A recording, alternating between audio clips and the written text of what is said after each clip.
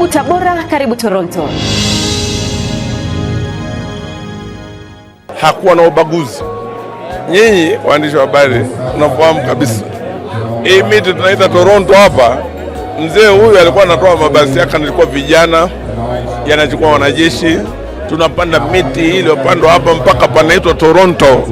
Ni kazi aliyofanya huyu baba, lakini kubwa ambalo namkumbuka nalo, alitoa sadaka. Mwenyezi Mungu anatuambia hivi, msinijaribu kwa jambo lolote lile, nijaribuni kwa kutoa sadaka. Akilima mahindi anatoa sadaka, akilima tikiti anatoa sadaka, akifuga anatoa sadaka, mihogo, kila kitu anatoa sadaka.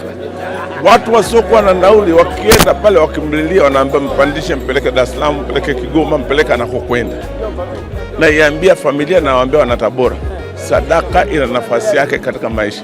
Ni mtu aliyejitoa sana. Mtu akifiwa, huyu mzee tunamkimbilia, tunakwenda tunatoa mabasi, tunakwenda kumzika mtu wetu. Kuna harusi, tunamkimbilia huyu mzee. Ni mtu ambaye alijitoa kwa watu. Hapa duniani, ukiondoka duniani, haimsumbui Mungu sana. Lakini kuna kitu ambacho kinamsumbua Mungu sana. Ni kwamba kama umeishi hapa duniani, hukutekeleza kusudi la Mungu la kukuweka hapa duniani, Mungu na malaika na Roho Mtakatifu wote wanasikitika hujapata kuona. Ni maoni yangu mimi, nikiwa kama mkuu wa mkoa wa Tabora hapa wakati huo. Baba huyu alisimama katika nafasi yake na alikuwa ni kifaa katika mkoa huu. Naamini kwamba huyu baba aliishi na alitekeleza kusudi la Mungu la kumweka hapa duniani. Wanafamilia tunawaachia hapa heshima kubwa sana iliyojengwa na baba huyu. Wakitaka kumwenzi baba huyu, wafanye kama baba yao alivyokuwa anafanya. Na wajukuu wa nyumba hii na wanatabora kwa ujumla, tujitoe kwa watu, tuweka alama. Kwa viongozi wamezungumza hapa, wanasema kwamba unaangaliwa kama umeacha alama. Alikoti mtu hapa habari ya Ibn Battuta.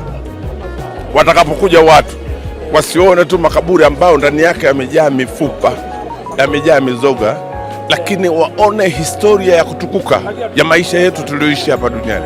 Datwa ndicho kinachotafutwa hapa, kuweka alama katika mioyo ya watu.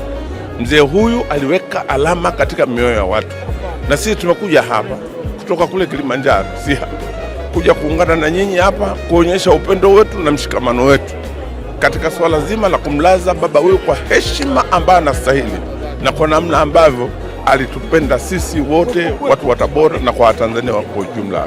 Hilo tu. Karibu Tabora, karibu Toronto.